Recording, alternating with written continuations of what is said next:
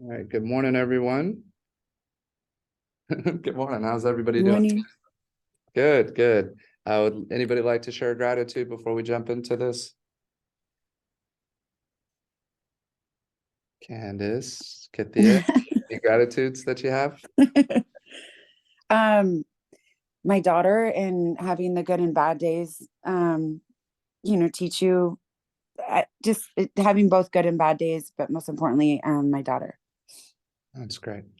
And it's good that you recognize actually being grateful for the bad days too. And Yeah. it's all perspective and how you look at it. And some people feel sorry for themselves, that's the victim mentality. Others are Sure. victims and they look at it as lessons and opportunities, something to grow from. There's a reason for it. Yeah. So I appreciate you sharing that, Candace. Thank you. Thanks, B. Yep. Anything, Kathia, you'd like to share? Good morning, everybody. I hope everybody had a great Easter and don't necessarily have anything to share. I'm just grateful that my kids are back in school and everybody's healthy. River had strep throat, then I got strep throat, and so Yeah. it's been I guess just a cycle of everything, but my daughter's back and at school, so I'm grateful.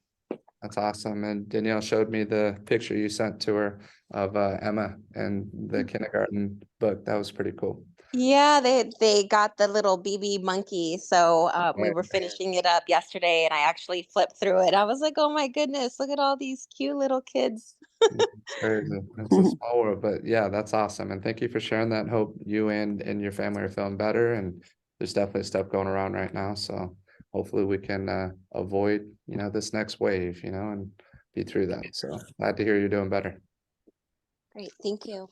Awesome. So some of the things here that I wanted to make sure that we laid out today. So we typically try to cover three main areas in the training, right? There's 6 foundational principles that I listed on the board here. If you are writing in a journal, it's good to understand that these are the areas that you want to master in the business. No matter how long you've been in the business, whether you're starting out, you've been doing it for a while, we typically lose track of these certain things. And if you can master 3 of them, specifically your mindset, your skill set, and your discipline, those 3 alone, most training should revolve around that. Most of what you're focused on should revolve around that. And you'll have a very strong real estate career if you can focus on those areas. The other 3 areas that I put, so I said 1 is mindset, 2 is skill set, 3 is discipline, 4 is knowing your purpose. You have to know where you're heading. You have to know why you're doing it. You have to understand, they always say, what's your why, right? And a lot of people are just like, well, I have to make money so I can provide for my family, or I just love real estate. I love watching the show. I love watching HGTV. So I just know that I'm going to be fantastic at real estate. But you truly have to understand, what is your purpose? And Napoleon Hill refers to it as definiteness of purpose. And he's very specific. So even when we write our 10 gratitudes and our 10 goals, there's a reason why we're doing that. But with the goal specifically, just saying, and I'm guilty of it. I write things like, I want to be a better father. I want to be a better husband. You have to be, that's still too vague, too general. You got to be specific. You got to give it, okay, I'm going to take my wife on a date night at least once a month, right? And yeah, it has to be a definite time, a period of time of when they always say, when you're setting your goals, have an end date, have a timeline to make it more concrete. So whether you want to do it in the week, in the month, in the next 90 days, it's very important that you put that down. Or I'm going to sell 20 homes in 2023. We did this morning, we went through the 12 steps of the Summit of Success. That formula is built, and there's a mathematical formula behind it, that if you do those activities every day, you should do 24 transactions annually, right? You do 24 transactions in Ventura County in Southern California, you're top probably 5% in the county. That's no exaggeration. That's far from what a majority of people do in the business here.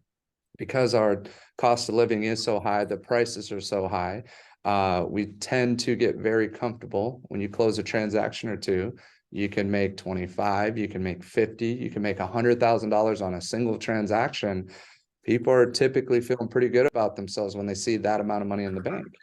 Even though not realizing, okay, we got to have money set aside for taxes. We have expenses, we have other things that are happening. So it's very easy in our business to get complacent. And sometimes that's like the next level. First, you're trying to get the business. Then you're trying to figure out, okay, how do I keep feeding the business so that I'm not completely focused? Because you work so hard to finally get the transactions. You need that paycheck. You need to make sure that you're representing your client right, and that you're going to get them to the finish line. Well, now all your focus goes there, and you stop doing the things that were working to help you try to get the business. So as we're speaking today, if things come to you, definitely write it down, because there's a reason why that idea is being triggered to you. And it's something that, you know, everybody's got their own journey. Everybody has different things that are important to them. And it's important to be reminded of, okay, these are the fundamentals. This is the foundation here. And these are the things that maybe I'm not scoring at a 10 out of 10 in terms of I could do this a little bit better. And if you need help with any of these areas, definitely reach out to your manager, reach out to myself. If you're in another office, we're all here to help support you. And, you know, we set up and, you know, a few of the agents that are in here, we do one-on-one, you know, coaching sessions and meeting. And, you know, feel free to share what your experience is with that, you know, for the rest in the group, because it's important to come to the trainings to kind of know and learn, but it's more important to take action and to learn through doing and applying it. Right. And so that's why I try to mix it up a little bit. And in this class, what I want to do today is we're going to start off with some mindset. Then we're going to get into a little bit more on the training piece of it to understand kind of, okay, this is what I need to do if I'm trying to get business together. Then I want to talk about, I have mastermind at the end, but more importantly, what's happening in the market today. So what situations are happening that are real world that we can all share? What are we personally going through on our own transactions? If we're writing offers, we're going to talk about those things. Okay. Is there anything specific? And I wrote a couple of notes in here because of the questions that come up to me on a pretty regular basis. And usually it's like, okay, so I got a situation with the VA offer, really don't know what to do here, or what's required in escrow. So I wrote up VA FHA. I wrote the skill sets, and just in listing the skill sets, if you want to write them down, you're welcome to. There's 12 of them. Okay. So the 12 areas that you want to master to really get and understand this business is: one is prospecting, setting appointments. Most difficult thing in this business is finding motivated buyers and sellers. So, and score yourself on this, on how you feel your prospecting ability is. And I mean, it's very easy. How many escrows do you have right now? Do you have one escrow? Do you have no escrows? Do you have 3 to 5 escrows? Even if you have 3 to 5, that's coming from about 90 days prior. So it's typically about a 90-day turnaround when your skill set gets to a certain level, and you can basically create business from anywhere in any situation. It still takes about 90 days because everybody's at a different part of the process. And we used to train this in our new agent training about understanding when you meet somebody at an open house, about 80% of the people that come into that open house are going to buy or do something in the next year. About 80% of the people that come in. So a majority of people will tell you, oh, we're just looking, or we're working with an agent, right? And they just want distance there. But you have to understand that when you're prospecting, you're speaking to people, a lot of times people aren't ready to buy right now. They're not ready to sell right now. But this business is about relationships, and it's about having conversations with people and talking to them about their lives and being truly interested and curious in terms of what's going on in their life and sincerely wanting to help them out. And we do it by asking great questions. We do it by, there's different things that's in our script book that talks about what it means with repeat and affirm and why we do these things. And I'm going to describe that, and I can break that down more in the training section of it. But once you understand really not just the process, but just how to connect with people, how to create that value, create that trust, they're going to allow you to lead them. Okay. So I'm going to take a quick step back and then I'll jump into the rest of that 12. If you started reading this chapter for Think and Grow Rich that we're currently on, which is organized planning, okay, there's a big emphasis at the beginning of what one concept. Has anybody started reading it yet? I know I've been listening to it, and you're not in trouble if you haven't. You know, it's taken about 2 weeks. What's the main thing they focus on? Okay, so it'll It's not the organized planning. So it's the longest chapter in the book. Yeah. It's about 60, little more than 60 pages. So it's like 2 chapters in one. So their focus and their start, so I said the hardest thing to do in our business is to do what? What's the hardest thing in our business? Is it the prospecting or is it Well, prospecting is a part of it. To find pulling buyers and sellers or ready? ready, willing, and able, right? Motivated buyers and sellers. That's the single most difficult thing to do. That's why people pay for leads. There's 3 ways you can do it. You can buy it, you can wait for it, or you can go get the business. Those are the 3 ways that you can get business. You can spend a lot of money. And early on, these sales company, they're preying on us. They're preying on salespeople because they're the easiest people to pitch to, because they're going to play off your insecurities and they're going to, your fear of not being able to provide and do things. And they're going to throw this at you and this at you and this at you. What I can tell you is if you truly adapt what it is that we're teaching, you're going to be fine. You don't need to spend money on any of that stuff. Okay. You can do it. And I'm not going to knock you if you do it, but if you do it right and attack it with the right thing, which is still the skills that we're teaching you here. Okay. So the hardest thing to do is to find motivated buyers and sellers. The single most important quality, and you hear it all the time in terms of communication, but what is the biggest strength that we all have in this room and we all have to offer to the community and to our clients? Why are they going to choose us? Why do they want to work with us? Or how are they going to choose us and decide that we're the right fit for them? What are they looking for? leadership? That's it. So leadership. So what is leadership? What's good leadership? What's good leadership and what's bad leadership? And this is what I wanted to focus on for discipline, mindset, but it's in growth. But good versus bad. What's good leadership and what's bad leadership? And I want you to think of yourself in areas that we need to strengthen, because when you understand this concept, we all may think that we're a great leader. We may think that in our mind, what we see as a good leader, that we have those qualities, yet we're still not influencing. And I've given a little key to what good leadership is, but we're not influencing at the level that we want to. People aren't, when we're asking them to write an offer, they're not writing. When we are trying to convince them that they need to list their home, they don't want to do that. And even more than that, they don't want to even, give us their contact information, right? That's all, that's your ability to influence. So yeah, I still want to hear it from all of you. What is a good leader and what's a bad leader? What are some good qualities of a good leader? I think in my opinion, well, obviously communication, but I think the most important part of communication, the listening part. Okay, so a great Focus listener. on who the client is and like truly listening to them of what they want versus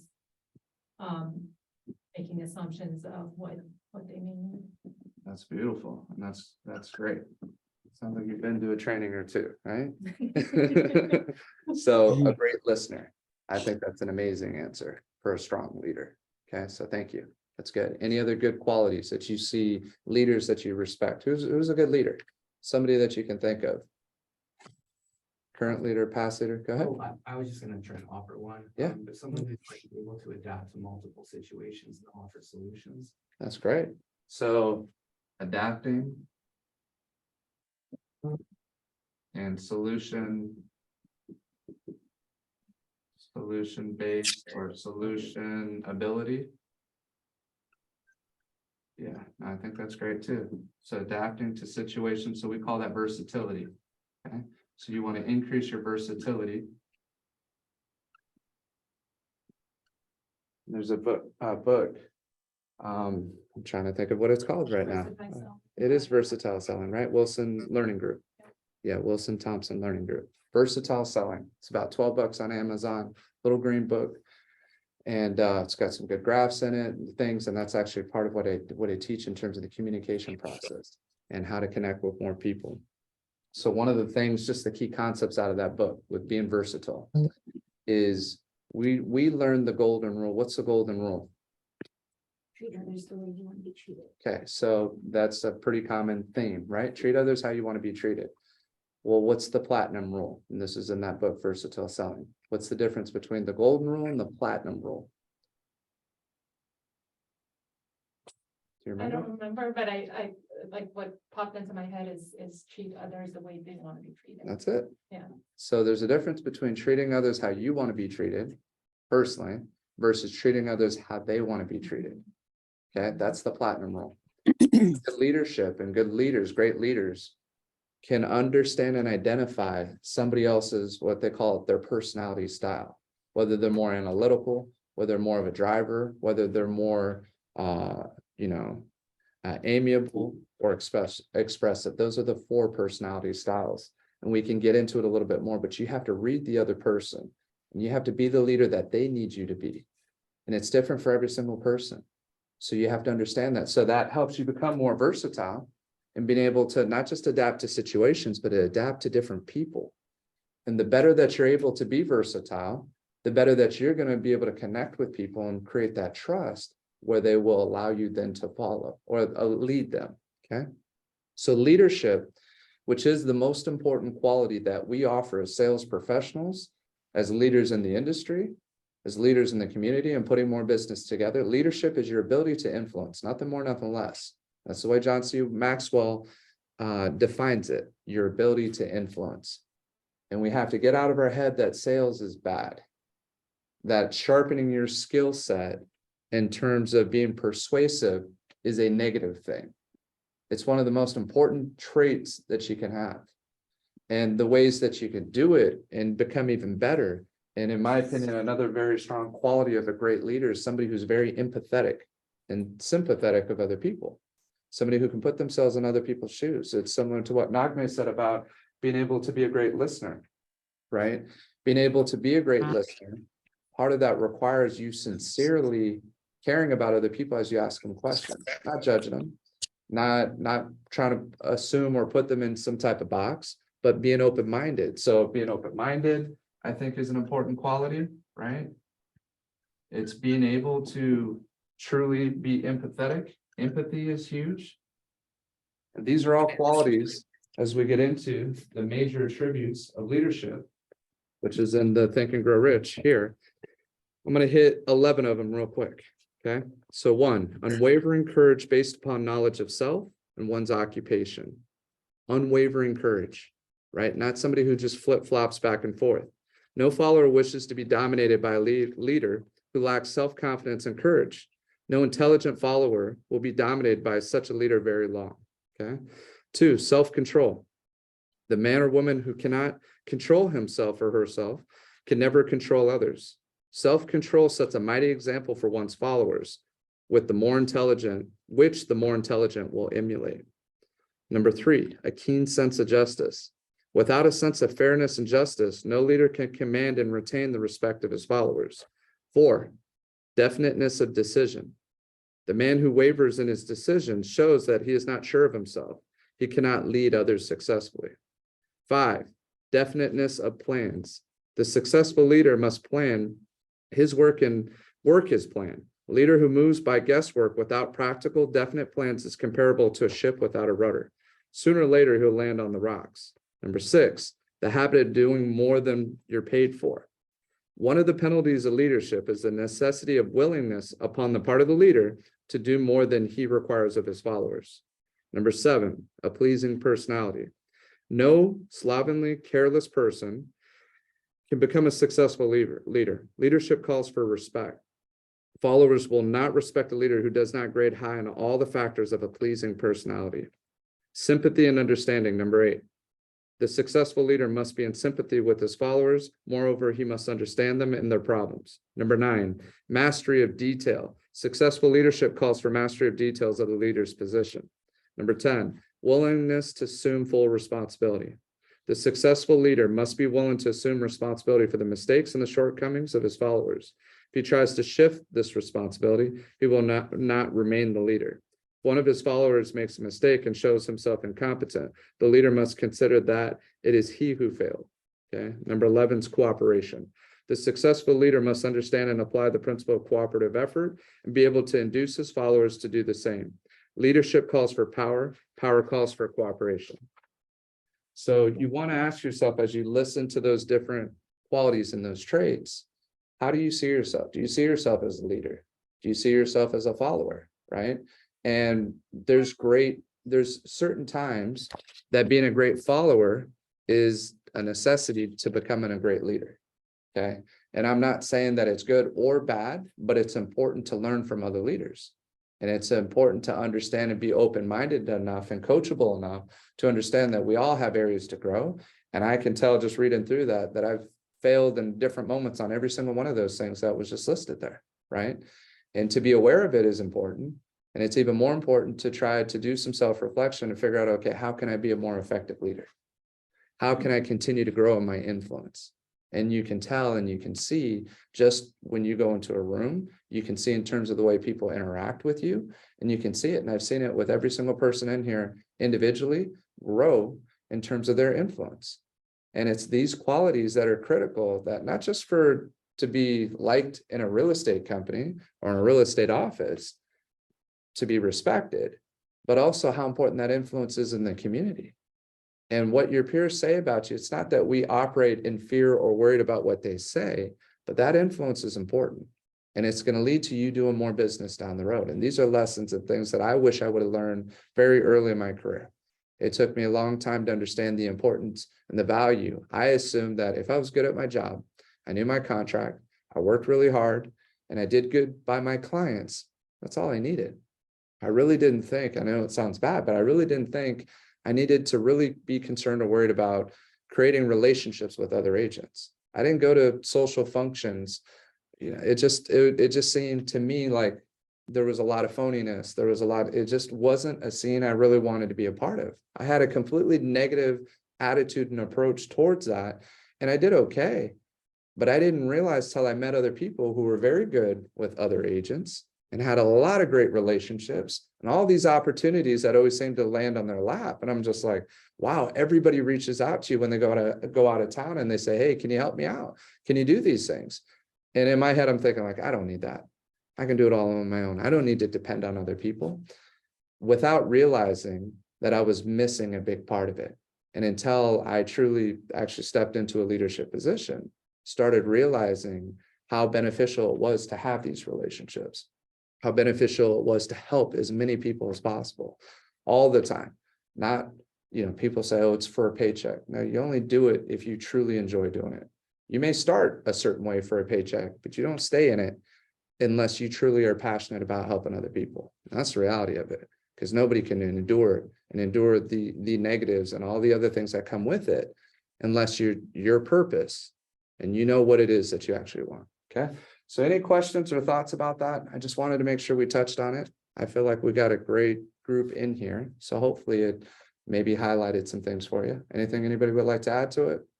Come on, Nagme. You got something. I do. It's I a know. quality you have that it's just I think that when people sort of go on that leadership journey, I think it becomes difficult to, like, once you sort of start to develop the skills and once you start to get followers, a lot of people, it gets into their head too much, and therefore they just become almost they I don't know what the word would be, but they're no longer humble. Mhm. And I think it's important to, and this is something that you have, which just remaining humble. Thank you. And I think that's really important to understand that, yes, it's teamwork. You have to remember, like the concept when you were talking about helping other agents, or you have to remember that teamwork, that you can't be a leader unless if you have your team of followers. Right. And you kind of have to be a teammate to those followers. Right. At times that you also have to stand out above them. So Right. that's Thank you. when we think of that. Well, thank you. No, I appreciate that. And that's it's interesting that you said humble, because my dad, we had a real good conversation. My brother's in town. He's in Idaho. I'm the oldest of 4 boys. We're within 5 years. We're super close. So when any of them come on in, when any of them aren't here, we're just super tight. So when he does come back, when we're all together, we feel like that core again. But we were talking about that. My dad was, just reflecting and just saying, he's like, what I always try to teach you was humility. And he just emphasized that so much, almost to a point, and growing up in a pretty strict household, there's different ways of trying to teach humility and help you understand and figure that out. It's constantly being checked though, constantly. It is. And That's important. it is, yeah, it was very effective. It worked.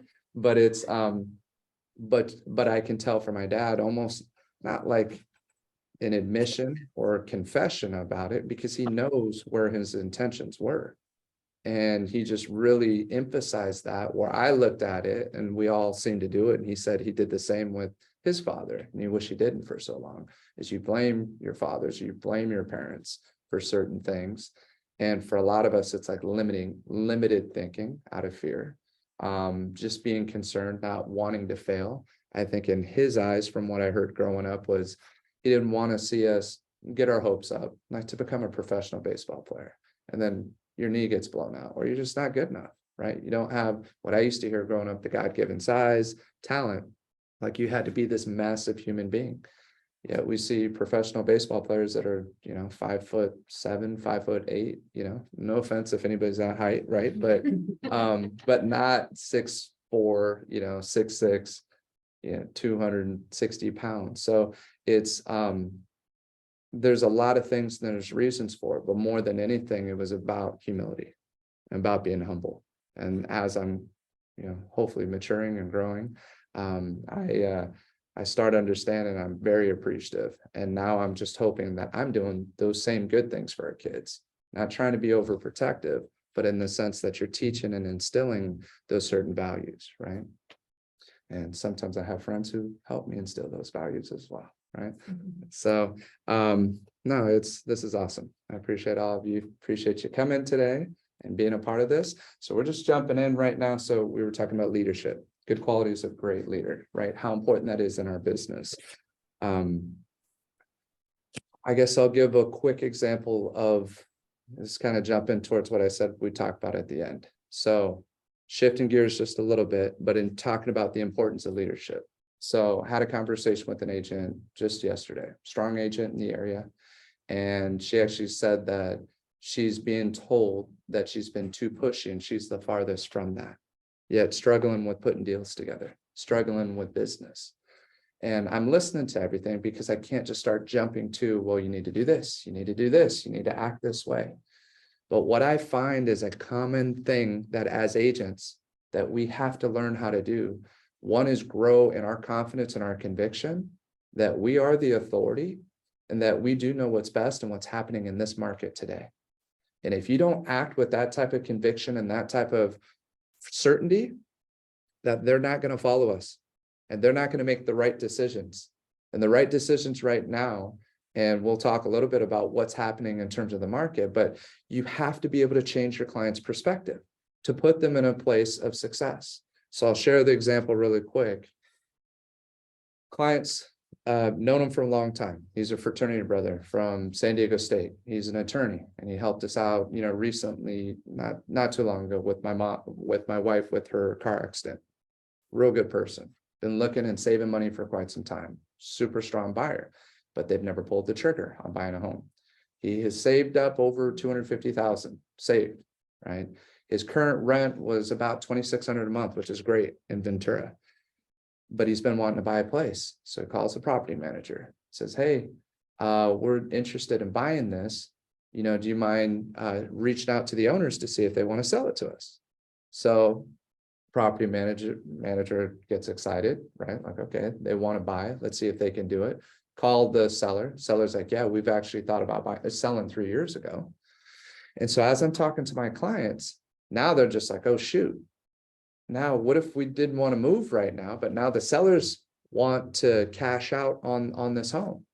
So we sit down, they have a meeting with the landlord. I meet with them. It's on a Friday morning. We go over there and I'm listening to everything. She's trying to right out the gate say, so I'm sure you have a number in mind. What's your number? This is how she starts the meeting off, right? She comes through, we go through the place, we sit down.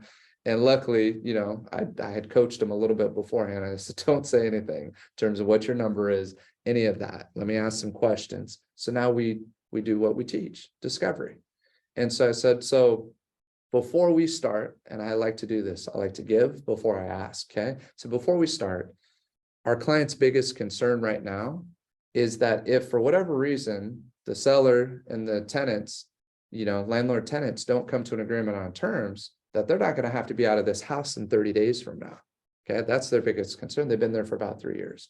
So I want to try to set it up to get some empathy from the other side, to try to get them to understand our position and our shoes, not just think of listing and selling a home right now.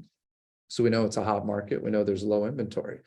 So what we do a lot of is not only are we trying to discover and influence the other agent, but we have to do it with our clients as well. And we have to know when we have to influence a little stronger and a little harder. And they're leaning on us. And they're going to ask us questions like, am I paying too much for this property? Is this the right move right now? These are the questions. And based on how you respond, they're either going to follow your lead or they're not.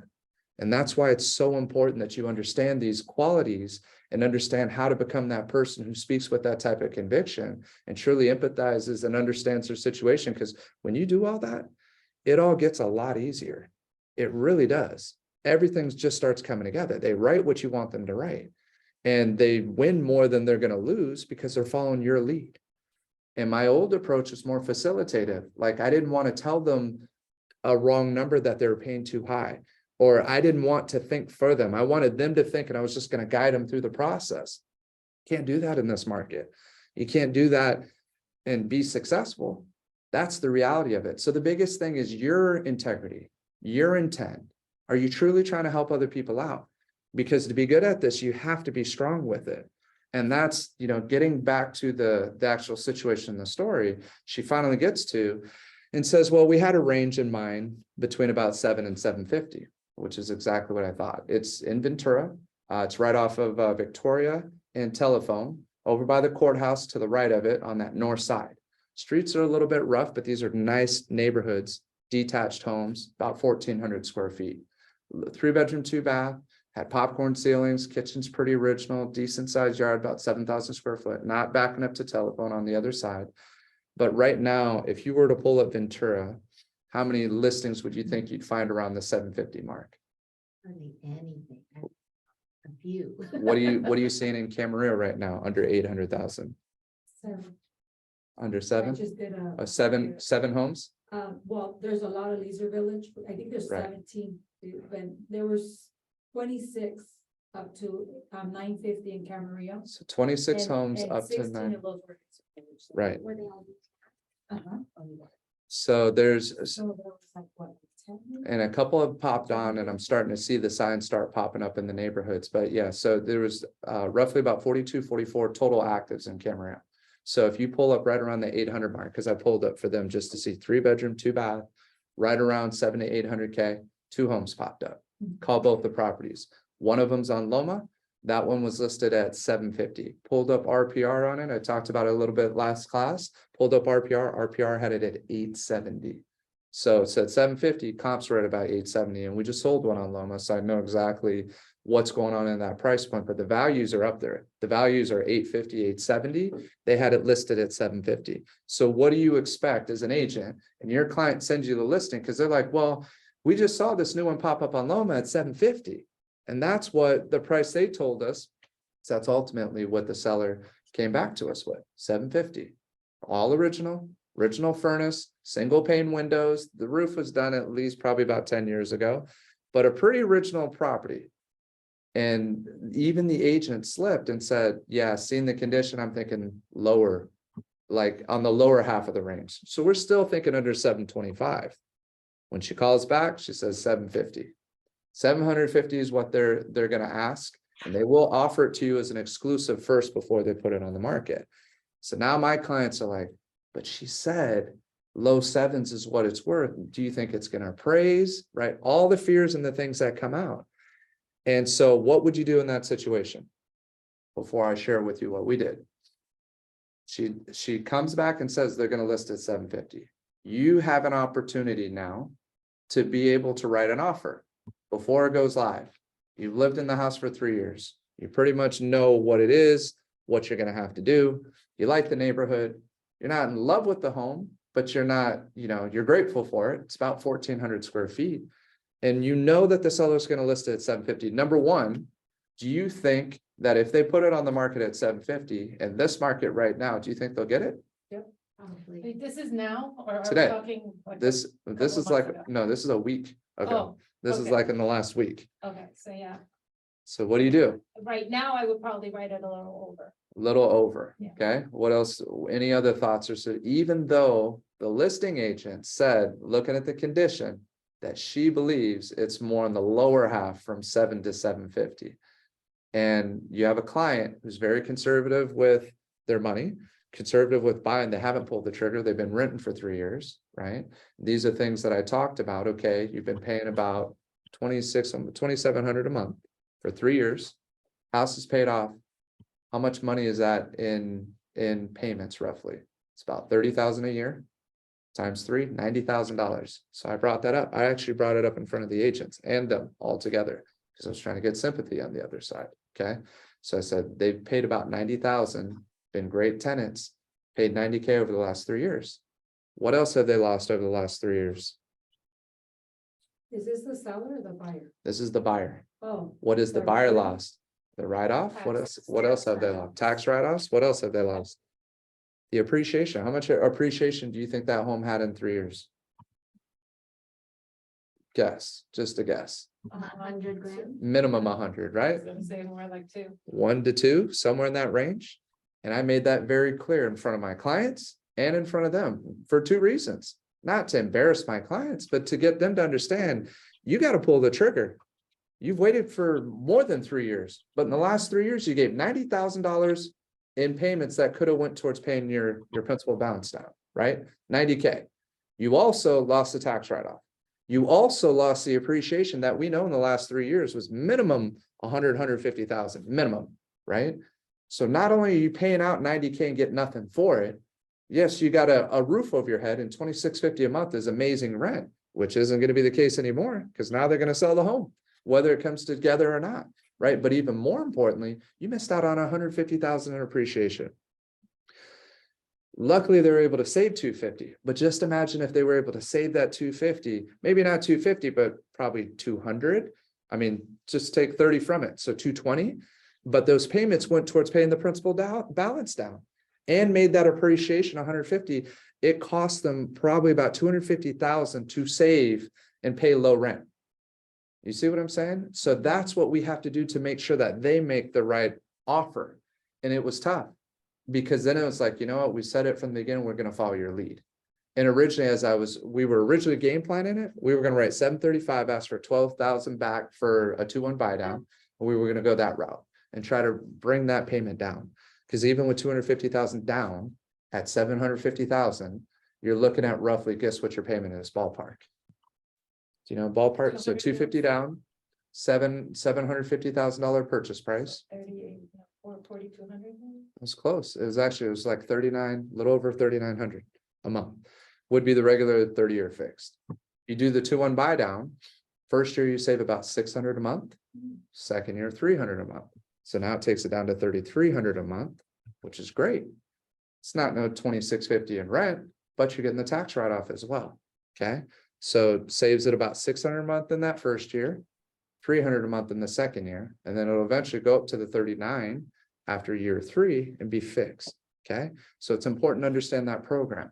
And it's important to be able to articulate that not just to your clients, but also more importantly to the seller. So they understand, because that money can't come from them. Even though they have the money, it's got to come from the sellers. Okay. That's the only way that credit works. And it's a temporary buy down. Okay. So we packaged that all up together. We did write 750. We wrote 750, it asked for 12 back. And even part of me is thinking, damn, are they going to say yes? You know, but he had gotten information in the past that the sellers weren't greedy people and that they're very reasonable. So I said, you know what, it's worth a start. Hopefully, worst case, they counter us out the 12K credit because 750 is the number they want. We're waiving appraisal, the DU appraisal. So this is an important thing as an agent coming into the business. Have them run what's called a DU, okay? Direct underwriter approval. And what you want to find out, especially if you have at least 15% down, is if they can waive the appraisal. There's usually a dollar amount that they can't. So found out that the waiver was at 730. You ran it at 731, the waiver wasn't on there anymore, which tells you the value is likely going to be somewhere between that 730, 740 range based on comps. That's what the computer sees without even going into the place.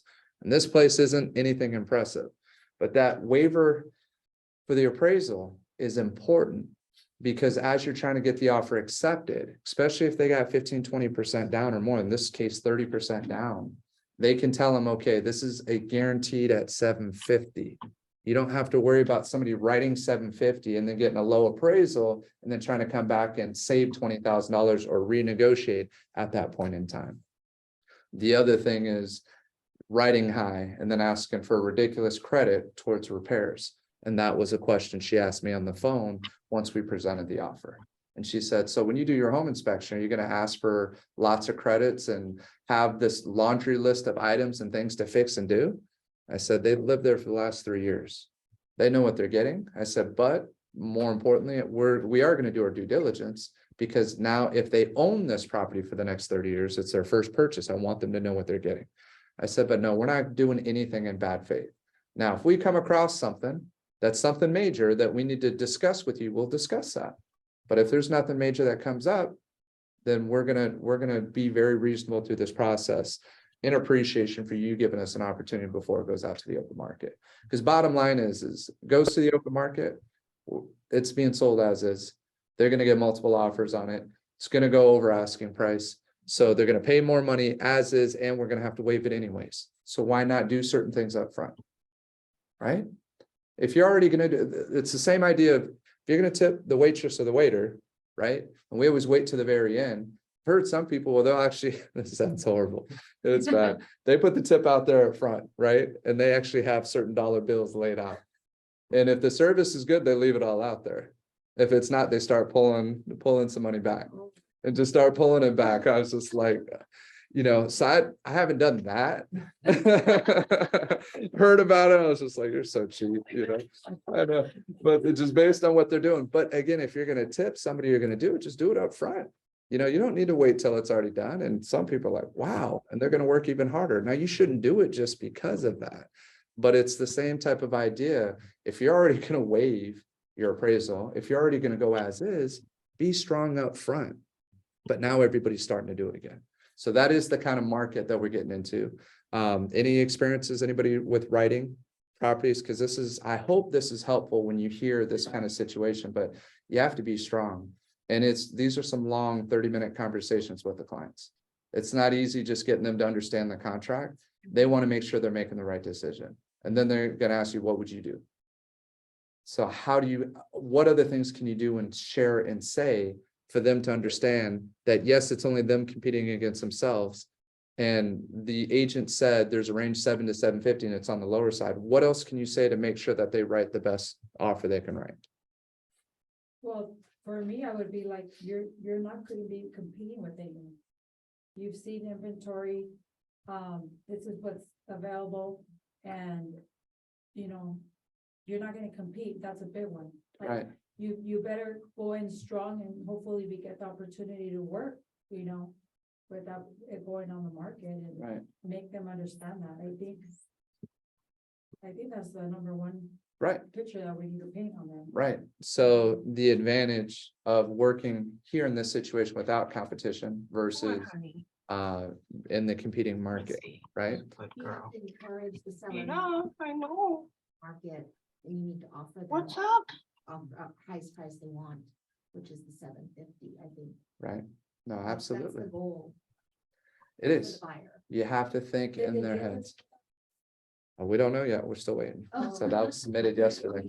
I will. We get the popcorn. It's funny. It's not that fun though. I'll tell you that right now. It's like, It's funny, there was an agent that sort of just ripped a new one to Frank. I was there, and his Frank. I'm was checking like- my email right now just to see if anything came back. Like, hey, you know, this is not the market where you're gonna go and ask for closing costs. This is not it, you know?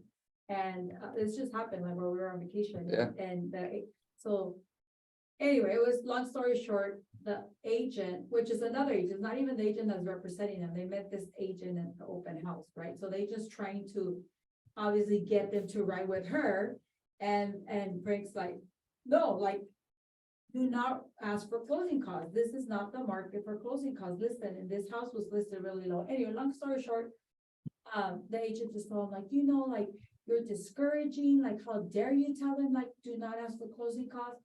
And he's like, I have 5 realtors calling on the same house Right, that are gonna write way higher than them. Yeah. With no closing. Like, why would you not educate your buyer and say, listen, you need to go in strong. This is not the market. Now, the house is sitting in the market for 2 weeks, 3 weeks. Okay, maybe. Right. Maybe we'll have some gain. So I was just like, oh my God. And she was like yelling at him. But he's like, some agents just need to educate the buyers. This is not the Absolutely. market where you're gonna ask for closing. They're gonna be discouraged and they're not gonna get the house. They're not gonna get it. Like, I already know. And then, yeah, but it comes down to, it's our job to educate the buyers right now.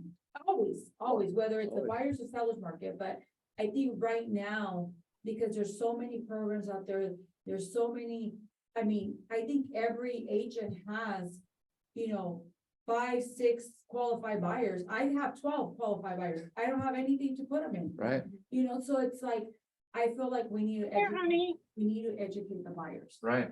to be like, hey, this is what you guys need to do. And But there's it'd some- also be up to date on cause like this, on my last things, it was amazing. What? Many agents just had no idea what the current market is. Yeah. Like, okay, And there's like, some I'm buyers.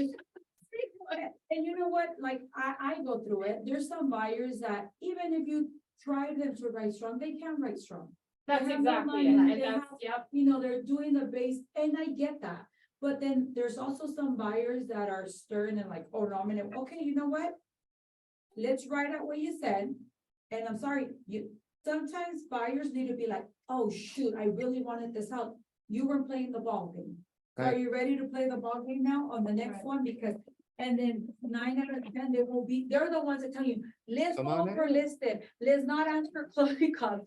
They're the ones telling you and now listening to you because they lost that house. And I always play that game a lot, where I'm like, hey, listen, that's fine, I'm gonna write what you're telling me to write, and we're gonna go.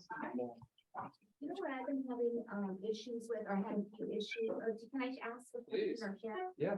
I've shown a few properties in Camarillo and one in Oxnard where I felt the property was way underpriced. It totally was. And to try to prepare my buyer that, this house that you want to see for $699 and are all so excited about, I truly feel fair market value for that's going to be $785 or $750 or whatever it is.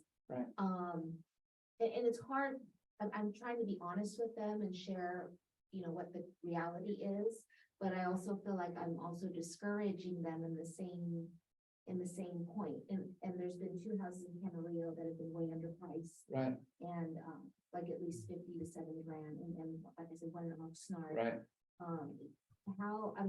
Are you guys experiencing that? And Yeah. how do you preface that, or how do you handle that with your buyers? Yeah. To not discourage them, No, but also give them a dose of reality.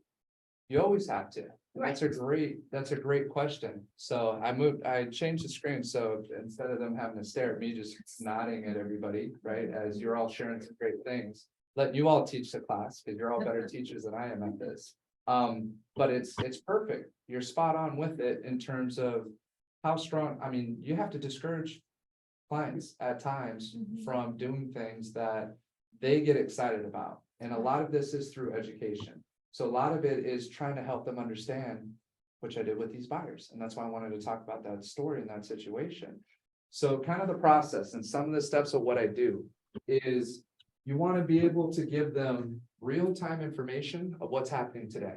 So they sent me 3 or 4 homes. As soon as they knew what the price was at this place and they felt it was overpriced at $750 in Ventura, they're like, we just feel like we're overpaying. We got excited about the idea of maybe 7, 715, 725, right? And now they're saying they want 750. And that's an extra like $50,000 more, and we gotta fix the house up, right? So this is what a regular buyer, most buyers, especially first-time buyers, are gonna start thinking. So what I have to do next is she sent me 2 homes in Camarillo, the one on Loma, right? That's at 750. 3-4 days on the market. Does anybody know how many offers I have on that one? I heard they're over 8. Yep, so 8 offers. Well, I So heard they're Loma. over 800,000 too. Oh, yeah, Oh, that's what I'm yeah. saying. 3 Yeah, yeah, over yeah. 800,000. Yeah. So listed at 750. So when they bring it up and they're like, well, look at this one at 750, look at the photos. We drove through the neighborhood. It seems great. This is the misinformation and them just not knowing what they don't know. So they're making an educated decision based off a list price of 750. And they see it just hit the market and the photos look nice. When I share with them, I just kind of chuckle and laugh and say, yeah, that's the starting price. That's like an auction for a bid. What that initial 300,000 for this foreclosed home isn't going to go out at that amount. Being listed at 750 in this market with no inventory, no competition. That's why we had 40 showings in 3 days. That's why we had 20 offers on a property in the same price point at 740. So that's the pulse of how many buyers are out there right now. 20 buyers who wrote. There's more who didn't write. There's more who didn't even get a chance to get in. And that's around the 740 in North Oxnard. You don't think some of those buyers are looking in Camarillo? So sure enough, 7-8 offers. Called that first agent, spoke to him for Loma, it was Barlow, right? Yeah. For that one. So spoke to, I think, is it Corinne, spoke to Corinne, very sweet. She was just straight to the point. So yeah, I think we had 6 or 7, 3 are already over 800K. Then I call the other one. There's one other one at 719, I think it was 710 or 719. 710. 710 Burnley, right? Did you talk to that agent? Yeah. How many offers?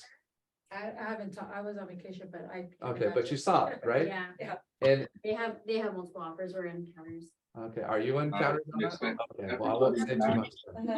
Well, actually, you do want some information. You want me to tell you what I heard? Well, that's great. Literally 24 hours after they had the home listed, they had 4 offers, and that was Saturday. And so by now, I would say probably double. I haven't asked Rhonda exactly how much because we're just trying to stay in there, but Yeah. yeah, I mean, it's going up there. So what I asked her first thing I asked her, are you already over 8? That's the first question I threw. She said, no, not yet. They're not over 8. So not over 8. Yeah. Then I said, okay, well, I have a situation. My buyer's got 250 down. They're currently renting a place. They may be able to buy it at 750, right? So are you already north of 750? She said, yep. So that's as much as I got it narrowed in. If I had to guess, I'd probably say about 775, 785 is probably where they're at. That's just a guess. But that home, which you showed it, you saw it, is going for almost 800,000 right now in this But market, I still think that house was better than the Loma house. right? Well, I didn't even go inside Loma. I just saw the photos. Not good. Loma is very original. Yeah, it's a lot. And there's a lot on the outside too, and Right. Burnley doesn't have a lot on the outside, but it's kind of crazy. And so you know, for Burnley, it's on the corner of Carmen. Yeah. Carmen's one of the busiest streets in Camarillo. And right next to Monte Vista, backing up to Monte Vista, and then the community center. So insane traffic. And that was the first thing I told my clients. So when you talk about discouraging, it's reality. Right. You got to give them reality. So after I shared that with them, now are they more willing to follow my lead when I say, okay, write 750, ask for 12 back, and that's still negotiating. And hopefully it works out. Hopefully we do get it, but it's important to bring those things. So that's the process, right?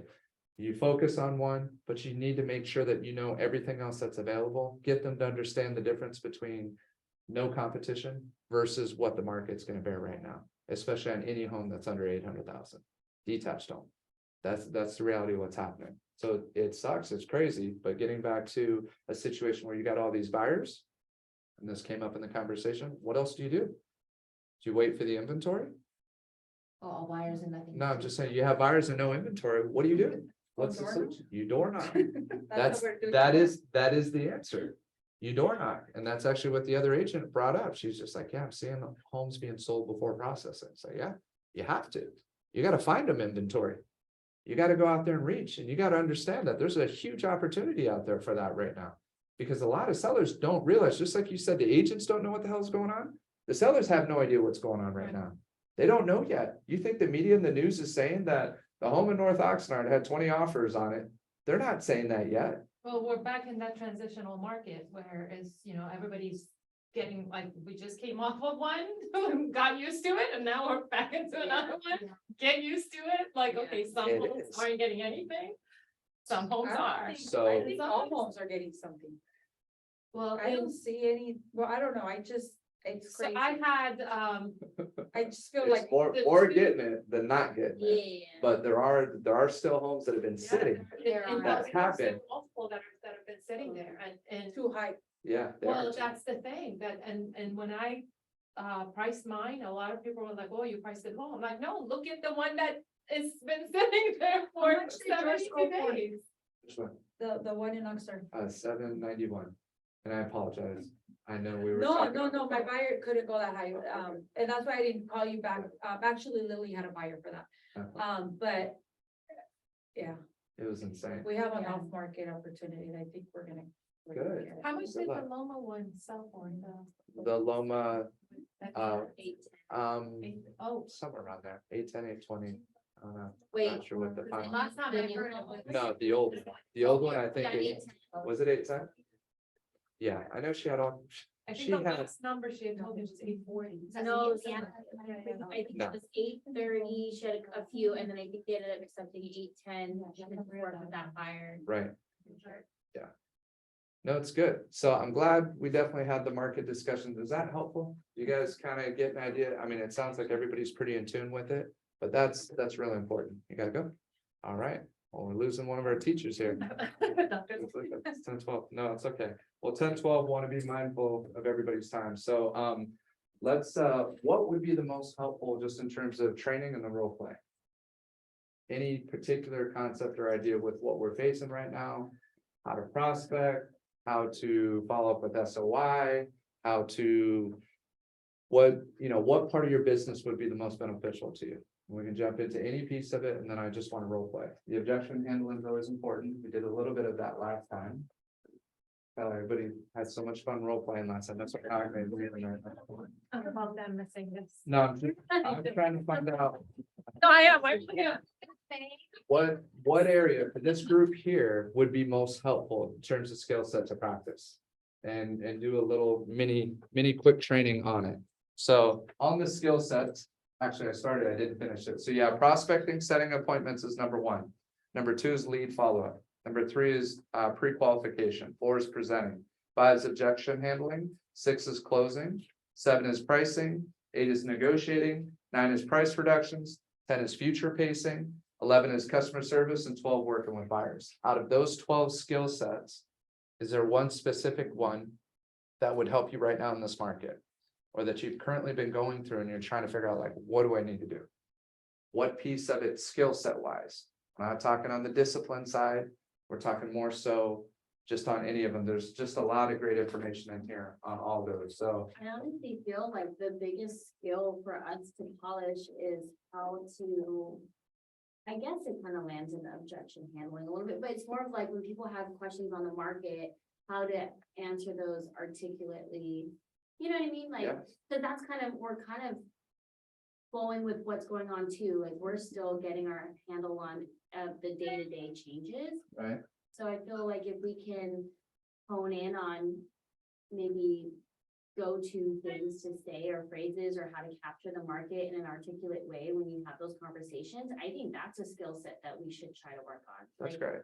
you know what I mean? Yeah. There's so many people that are confused about the market. Mhm. And if we find ways to be able to communicate what the market is, Right. but in like in a positive closing way, you In a know what I mean? positive way. Right. Then I think that would be a helpful skill set. Another thing that I actually realized, when I had this listing on date, I feel like, well, maybe it's just for me, I don't know if you guys do this, but as a buyer's agent, when we have an offer, like how to call the listing agent and like how to ask those questions Mhm. where they give you a little bit more info. I know some are gonna be like, whatever, like, you know, But man, was I being drilled through this brokerage, and I mean, I know they're strong and they do their role playing and they do their script. Right, And I was laughing because as they're calling me and they're going through the script, I'm like, dude, I'm Mike Ferry too, dude. Like, I know you're using the script, you know what I mean? But I was impressed. Like, they were just like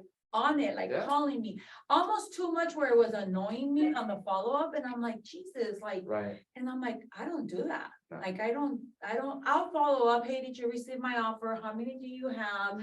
But they were like, besides the price, what else is the purpose? Like, they're going through the Oh, script. absolutely. But I'm like, I got wow, the okay. same And I was question. even telling them, like, I'm like, I was telling Lily too, I'm like, we need to practice that. Right. Like, we need to be more aggressive with the listing agent. And I mean, of course, they might just tell us. I got to the point on my date, I mean, I had so many calls that I was like, listen, Yeah. this is where we're at. Right. We're above this price. Right. If your buyers are in, great, but if they're at listing. I had one agent that got mad. She's like, well, you still need a percent. Absolutely. I go send it over, but I'm Yeah. trying not to waste your time and Right. telling you if we're 50,000 above asking. So if your buyers can't come close, Right. then, It's amazing to see, but no, what you talked about in terms of really looking at your system. How do you ask questions to the listing agent? How's your follow-up with the listing agent? How's your communication I continue to think be? that was a good one. It is very important, Yeah. but it also is important, just as much as you can be strong and pushy or strong with your clients in certain situations when you need, it's not hammer, drill, because you also have to understand, especially when you're competing with other agents, if they don't like you, you're out. Right. Yeah. And that's the reality of it. And every single one of those same agents, and I kind of slipped and may have said something a little earlier, but every single one of those agents, they were just getting crossed out. On the spreadsheet of 20 offers, I'm not dealing with that. Yeah. I'm not gonna deal with the headache. I'm gonna work with somebody who is flexible, easygoing, knows how to figure things out, is confident in what they bring to the table. And they're gonna present in the best light, and they're gonna ask it, okay, is there anything else we can do? What can we do to help your client out? And be very mindful and stay that way, not just say it to get the offer accepted, but you can read through the BS, you can read through how sincere and how genuine. they Yeah, are. and that's one of the things that the offer that we did, we countered two. I didn't counter all. I'm like, I'm not even Same gonna, here. I said, but I did tell the offer we took. I said, listen, but they were drilling me. They're like, well, if we add like a clause saying, we'll pay 2,500 above your highest offer, Yeah, all that. They did that. And I was like, okay, but anyway, I did tell them. I'm not gonna be mean, but I'm telling you right now, before we accept the offer. On the 10th day, because they only did 10-day all contingencies, says that I'm gonna be a bitch about it, so you better be ready. I said, you better be ready, because I have backups that are just as good as yours. That one little thing you did is what got you, and but I want you to understand that on the 10th day, 11th day, I don't want any excuses, oh, this, that. I said, we're gonna be tough on that, so be ready. And no, it's fine, no, okay, we'll So- see. so- We're like 2 more. Right, days. so no, but the skill set that you're doing, what is that called? What is it that Veronica's doing? Future pacing, it's the same thing, setting expectations, future pacing. You have to do what Veronica's talking about with when you accept an offer. If you take one right out the gate and it just hits and you take the first offer, that's what happened on ours. We got 20 over ask, all cash. Give us rent back, never really committed to it, said, oh, we'll be flexible with rent back. What didn't say you're getting free rent back though, was trying to get us and then put a short expiration on it. Wrote it how I would have written it if I were in that same situation, put short time frame on it. Don't give 3 days for everything else to take off and do what it's gonna do, because the second you got 40 appointments set, are they gonna take that first offer? You got 40 showings set. You're at the sweet spot. You're priced well. It's gonna go higher than that. Not that you're trying to bid it, but you also, whoever you go forward with has to understand that you have backups behind them. And otherwise, if it happens too easy, I've done this before. I've done favors for agents. This is way back in the day where I liked the agent. They wrote an offer 2 days on the market. We accept it. And the agent who acted all big and bad calls me the next day. It's like, oh, I'm so sorry. They just got cold feet. They're backing out of this. And I'm like, you don't even know what I just did for you. And you don't And even I was- appreciate it. You don't even appreciate what I did, but because I was too easy on my side and I learned my lesson. So you also have to understand that they have to appreciate what they got. And before you just send over that accepted offer, you need to future pace them. You need to make sure that they understand, okay, in 10 days, you better be ready to remove all your contingencies. I'm taking backup offer number 2, 3, and 4. And we have these. And that's what I had to explain even to that very first offer. I just had to be real with her. I said, look, we can't do it. We can't. They get to sell this one time. And it's not that she's like, well, what dollar is it going to take? They want this house. I said, it's not about that. It's about, I need to do it the right way. And I need to do it in a way that I have at least 3 to 5 offers. I wasn't looking for 20. I need at least 3 to 5 so that I know that if we move forward with one, that they're going to do what they say they're going to do. And if they don't, then I need to be able to get number 2 in there right away so that my clients, when they plan their movers and do everything they need to do, they're not high and dry at the end because somebody over leveraged them because I didn't do my job as a listing agent. And the buyer's agent who admitted on the phone, she's like, I'm a closer. Said it flat out, like I'm a closer. I'm one of the top agents for Sotheby's and Malibu area, yada, yada, yada, right? Like, I get it, but I get it done, you know? And she's trying to convince me that like, this is gonna be a good transaction, but she was also relentless in follow-up and trying to close. And then, so she writes it first day on the market and puts a 12 p.m. expiration and then calls me at 11 o'clock. And I already sent an email first thing that morning, said, look, we appreciate the offer. We hope you hang in there until Sunday because they appreciate it. It's not based on price. We just need to make sure that the terms are correct, right? And we need to do it this way. So she calls me at 11 and says, our offer expires at 12. And says like, we're done. Like basically, you're not going to use our offer to bid this thing up or do any of these things. It expires. I said, that's your call. I told her, I said, I got 25 showing appointments set right now. 25. I said, so if you want to say it expires and you're out, you're out. You know, I said, but you know, I'm going to share that information with my client. Are you sure that's what you want me to say? And she's like, yeah, that's what I want you to say. I said, okay.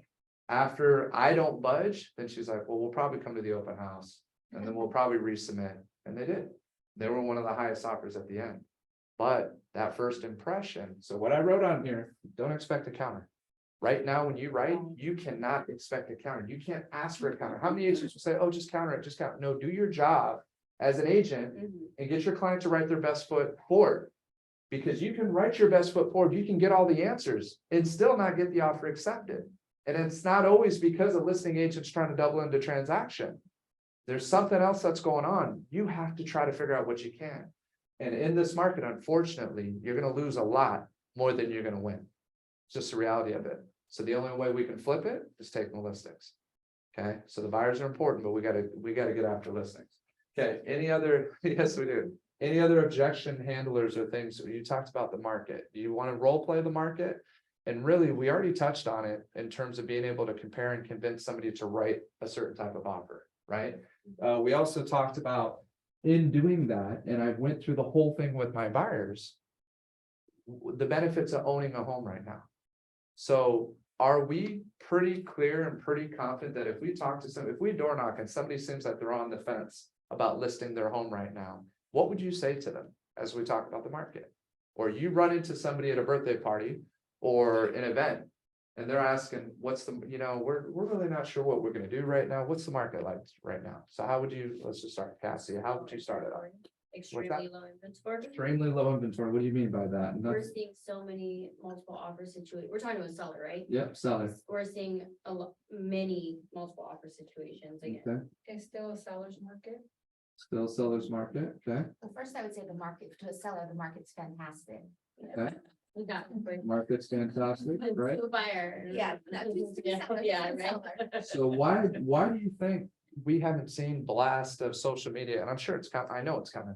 But why hasn't every agent got on there? Why haven't any of us been on there yet talking about what's going on in the market right now? What's the Because we hesitation? want- Personally, I did a little video for asking for sellers and stuff. I Good. said I have all these I saw qualified that. buyers. Yeah. But I also don't want to discourage my buyers and say, well, I mean, I don't want to be competing and saying this is probably not the market, you know? Right, So I'm very careful of how I share that information with buyers because I feel like they can still buy in and the opportunity will come around them, but you also don't want to discourage them or thinking that they're gonna be overpaying for something because everything's getting up overbid. I don't know. Right, especially Yeah. if they hear it's a seller's But market. it is, but those are, so the things that it's like, okay, I want to say this and I want to communicate this, but I don't because I don't want them to be discouraged. Try to approach both of them, and it's exactly what we're talking about, depending on whether you're talking to a seller, whether you're talking to a buyer. Right now is still ideal for both of them, for both sellers and buyers, even though we know it's a crazy market. And buyers are gonna get discouraged when they start seeing this bidding type stuff. Somebody's gotta win, right? Somebody's gonna get their offer accepted. And hopefully we're getting it accepted more times than not. Hopefully we are practicing and we're writing asking the right questions and we're closing. And we're following up in a proper way that's getting us the results. But if we're not, what do we need to kind of fine tune, right? We need to do. So low inventory though, but what I would say is 2 videos. Make the one all in for the sellers, right? Make another one all in for the buyers. For the buyers, it's different. Why is it now a good time to buy? Down payment assistance, Okay, down payment assistance, even though the one's out, right? which, So- which, Let's. Couch it, eh? which that would be a good video right now that I'm thinking of maybe doing today. Is Nobody saying, I'm has. sure you heard that 20% down. Yeah. Is over, but there's still these other first time buyer programs that are still available. Perfect. So, cause from that 20% program that's not available anymore, people are gonna be like, oh, down payment assistance is over. Right. They're gonna Right. think like all of them, and it's like, no, not all of them are done. It's this one, but there's still these that are available. That, I So I think that'd think be that great. that would be a good thing. So down payment assistance is a good, why else would be a good time to buy right now? Less buyer Less competition. Less buyer competition, okay, so still less, but Because some increasing, buyers are right? still on the fence with the whole interest rate Uh-huh, um. Concept. right? They're waiting for interest rates to come down. Right. Or whatever. So still less competition, okay, which is true. There's just so low inventory that you're really seeing it kind of push up, but you're gonna get some of the same things. You're gonna see fallouts. You're gonna see people get their offer accepted, so that's why backup 1 and 2 isn't the end of the world. Because of the things that can happen, Yeah. you know? Is there a secret to how to get a seller and the listing agent to accept Backup offer, backup offers? I mean, I just throw it out there from the get-go. Yeah. Once the second I find out ours Yeah. is accepted, then I need to say, oh my gosh, we'd love to be your backup number 1. yeah. Yeah. Say backup position 1, ask them if they can send it. It works well when you actually have an agent on the other side who cares and feels bad and you've been in the running the whole time and then don't get it at the very end. Those are usually your higher likelihood, or if they didn't have that many offers and they only had a couple. Sometimes you have to convince the listing agent. And sometimes you have to tell them, you know what, it's, obviously, I hope everything works out for you with the current buyer that you're with. But it wouldn't hurt for you to put us in backup position 1. If you're willing to do that, because then if something happens with this first one, you already have us in. And it's gonna help you through negotiations. And so sometimes they're not even thinking of, I've had agents say, well, what do I do?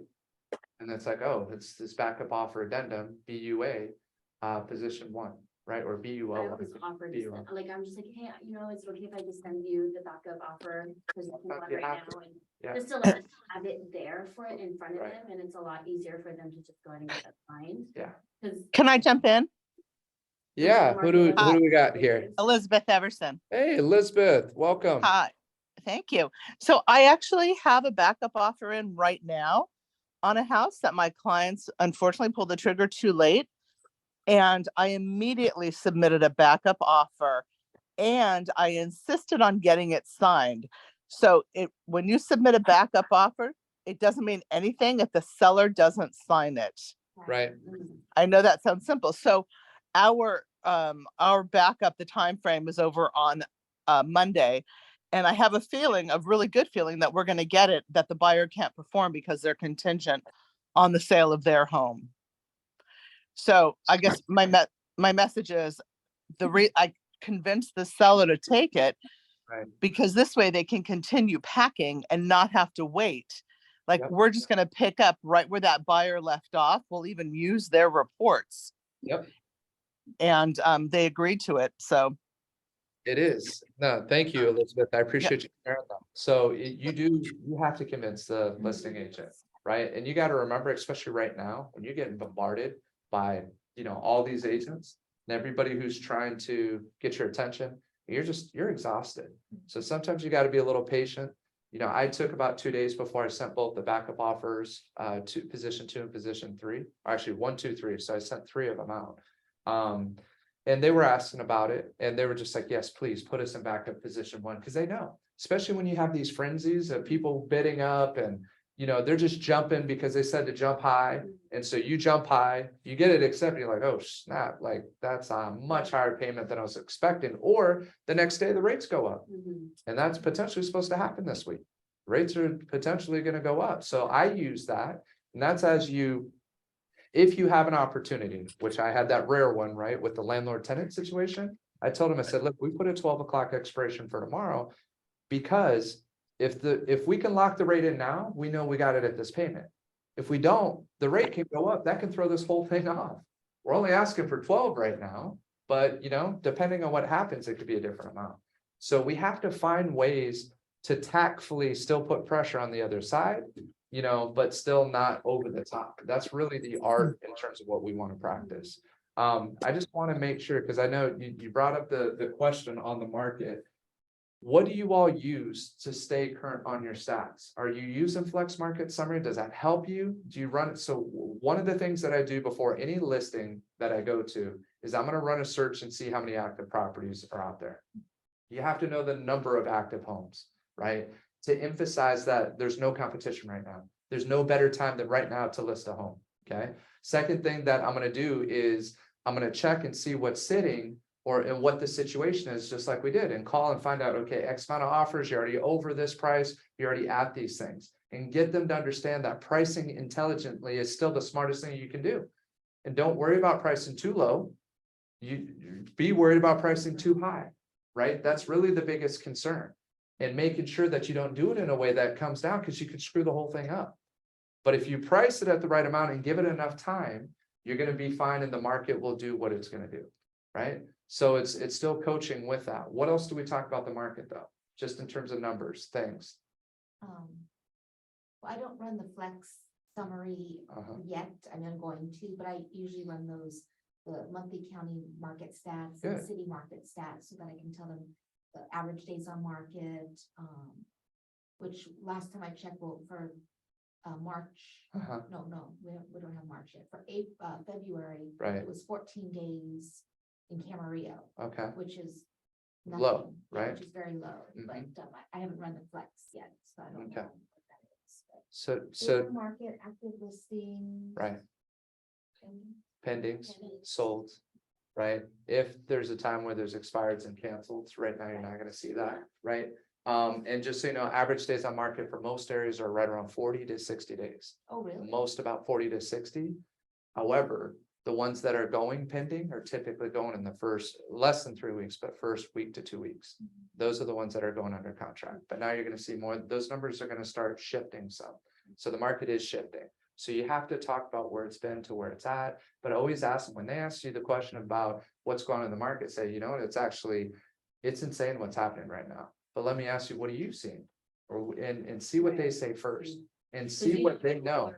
You don't. What their perspective is. And you don't know what they're trying to accomplish, right? Because you could be talking to a seller thinking it's a buyer and do the opposite, right? Or be speaking to a buyer thinking they're a seller and then discourage them because you say that, oh yeah, they're going way over asking price, and discourage them when there's opportunities out there. Get ready, be ready, because of the things that are happening right now. So no, it's I know we're already past the time now. Sorry we didn't get to role play. This was kind of role play, just exchanging the ideas. Was it good? It's very Okay, good. good. Well, let's wrap it up unless there's any other final thoughts online. Any final thoughts? You guys good? We hit our 10:34 mark, so we're 4 minutes over. All right, well, hopefully that was helpful. Was that good? Did you guys get some out of that? Yes, thanks, Brennan. Awesome. Thank you. Hopping on, ladies. Thank you, Brandon. No problem. You guys all have a great one, and we'll see you soon. Okay, you too. Awesome. Thank you. Bye. Bye.